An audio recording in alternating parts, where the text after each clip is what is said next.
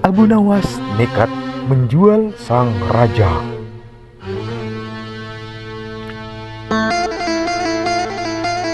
Terkadang untuk menunjukkan sesuatu kepada sang raja, Abu Nawas tidak hanya sekedar mengatakannya secara lisan,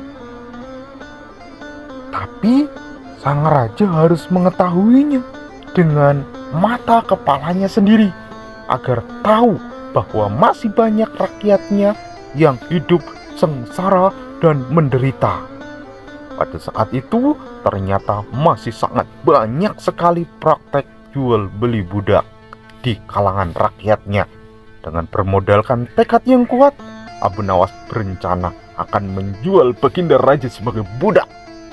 Menurut Abu Nawas, hanya Baginda Raja saja yang paling patut untuk dijual. Selama ini hanya Baginda Raja yang selalu menyangsarakan pikirannya. Sekarang sudah waktunya, sepatutnya giliran Abu Nawas mengerjai balik sang raja. Singkat cerita, Abu Nawas menghadap kepada raja dan berkata, "Wahai Baginda Raja Harun ar-Rasyid, wahai Paduka yang mulia, ada sesuatu yang menarik yang akan hamba sampaikan kepada Paduka. Hanya kepada Paduka yang mulia saja, tidak kepada yang lainnya. Jangan bilang-bilang." "Apa itu, wahai Abu Nawas?" tanya Baginda Raja merasa tertarik. "Sesuatu yang hamba yakin belum pernah terlintas di dalam benak Paduka yang mulia. Pokoknya asik deh," kata Abu Nawas mencoba meyakinkan Baginda Raja. Kalau begitu cepatlah ajak aku ke sana untuk menyaksikannya, Abu Nawas," kata Baginda Raja tanpa rasa curiga sedikit pun ingin bergegas kebelet menyaksikannya. Tetapi Baginda," kata Abu Nawas sengaja tidak melanjutkan kalimatnya agar tambah penasaran. "Tetapi apa, Abu Nawas? Aku jadi semakin tidak sabar." Jadi begini Baginda, bila Paduka tidak menyamar sebagai rakyat biasa, pastinya nanti akan banyak orang-orang yang ikut menyaksikan benda tersebut, malah bikin repot Paduka, terang Abu Nawas. Karena rasa penasaran Baginda yang sangat besar, maka beliau pun akhirnya bersedia menyamar sebagai rakyat biasa seperti yang diusulkan oleh Abu Nawas. Akhirnya Abu Nawas dan Baginda Raja Harun ar-Rasyid yang sudah menyamar sebagai rakyat jelata berangkat menuju ke sebuah hutan yang sudah diceritakan oleh Abu Nawas. Setibanya di hutan, Abu Nawas mengajak Baginda mendekati sebuah pohon besar yang rindang dan memohon untuk kepada Baginda Raja menunggunya di sini sementara. Sementara itu Abu Nawas menemui seorang badui yang pekerjaannya memang menjual budak. Abu Nawas mengajak pedagang budak itu untuk melihat calon budak yang akan ia jual. Ia menyuruhnya melihat dari jarak yang agak jauh. Ia beralasan bahwa sebenarnya calon budak itu adalah teman dekatnya sendiri yang badung, karena Abu Nawas tidak tega menjualnya di depan mata. Setelah pedagang budak itu memperhatikan dari kejauhan, ia merasa cocok. Wah, cocok ini untuk dijadikan budak. Lalu Abu Nawas pun membuatkan surat kuasa yang menyatakan bahwa pedagang budak itu sekarang mempunyai hak penuh atas diri orang yang sedang duduk di bawah pohon rindang tersebut. Abu Nawas pun pergi. Begitu menerima beberapa keping uang emas dari pedagang budak tersebut. Lumayan bisa buat beli rokok. Baginda Raja menunggu di bawah pohon tersebut.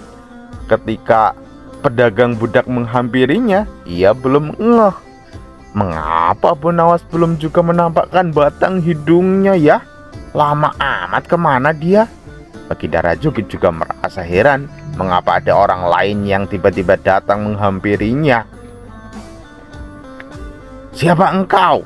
tanya Baginda Raja kepada pedagang budak. Gini, Aku adalah tuanmu sekarang, kata pedagang budak itu dengan kasarnya. Tentu saja pedagang budak tidak tahu menahu kalau itu adalah baginda Raja Harun ar-Rasyid, karena mengenaikan pakaian yang amat sederhana seperti rakyat biasa pada umumnya. Apa maksud perkataanmu? Tanya baginda raja kepada pedagang dengan wajah merah padam. Gini, Abu Nawas telah menjual kamu kepadaku untuk jadikan budak. Ini surat kuasanya yang dibuat oleh dia, kata pedagang budak dengan nada tinggi. Abu Nawas menjual diriku kepada kamu, emang begitu? Benar, kata baginda semakin murka. Ia hendak bentak-bentak pedagang budak itu. Tahukah engkau siapa aku sebenarnya? Tanya baginda dengan geram dan kesal. Tidak, dan itu tidak perlu tahu. Yang penting sekarang kamu jadi budak saya. Dengan seenaknya pedagang budak mengatakan itu. Lalu ia menyeret budak yang sudah dia beli ke rumahnya. Kemudian diberikan perang dan diperintah untuk memotong tumpukan-tumpukan kayu yang telah dia siapkan di belakang rumah Badui itu. Sehingga melihatnya saja sudah merasa ngeri, terlebih jika harus mengerjakan potongan-potongan kayu bakar untuk dijadikan kayu bakar. Ayo segera kerjakan, bentak pedagang budak. Akhirnya Raja Harun ar-Rasyid terpaksa mencoba memegang kayu dan mengerjakannya. Namun si Badui melihat cara Raja Harun ar-Rasyid memegang kapak, merasa aneh. Kau ini bagaimana?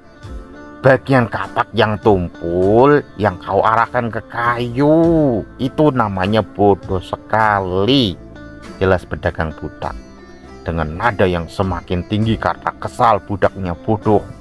Raja Harun ar-Rasyid kemudian mencoba membalik kapaknya. Ini ya, hingga bagian yang tajam terarah ke kayu. Ia mencoba membelah, namun tetap saja pekerjaannya masih terasa aneh dan kaku bagi si Badui. Merasa gregetan melihatnya, Badui membentak lagi kepada sang raja. Dalam hati sang raja, oh begini ternyata penderitaan rakyat. Wah, lama-lama aku tidak tahan lagi dengan keadaan ini, gumam Raja Harun ar-Rasyid dalam hati. Si Badui pun menatap Raja Harun ar-Rasyid dengan pandangan heran dan lama-lama menjadi marah juga karena gregetan. Ia merasa rugi telah membeli budak yang bodoh itu, tidak bisa bekerja, kerjanya telelat-telelet saja. Hei Badui, cukup sudah, aku tidak tahan lagi, kata Raja Harun ar-Rasyid yang sudah mulai bosan dengan perlakuannya. Kurang ajar ya, kau ini budakku, kau harus patuh kepadaku. Kenapa malah bentak-bentak kepadaku? Kata Badui itu sembari memukul baginda raja. Tentu saja raja yang tidak pernah diperlakukan kasar seperti itu menjerit keras saat dipukul kayu oleh Badui. Hei Badui, aku ini adalah rajamu. Aku adalah Sultan Harun ar-Rasyid, kata baginda raja sambil menunjukkan tanda kerajaannya, KTP mungkin. Pedagang budak itu pun kaget dan mulai mengenal baginda raja lewat KTP yang ia sodorkan. Ia pun langsung menjatuhkan diri sembari berlutut di hadapan raja. Ampun raja, saya nggak tahu kalau baginda raja adalah raja. Ya iyalah, kamu nggak tahu. Oleh karena itu, raja sangat marah kepada Abu Nawas. Baginda raja sangat murka, rasanya ingin sekali baginda raja meremas-remas tubuh Abu Nawas seperti busa karena amarah yang begitu meluap-luap dalam diri baginda raja. Kesal telah dikerjai oleh Abu Nawas.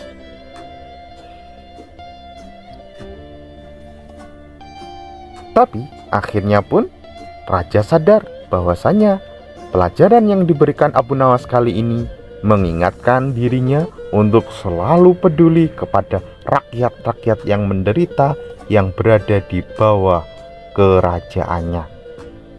Cepat atau lambat, raja pun mulai menyadari bahwa dirinya telah banyak berbuat menyengsarakan rakyatnya.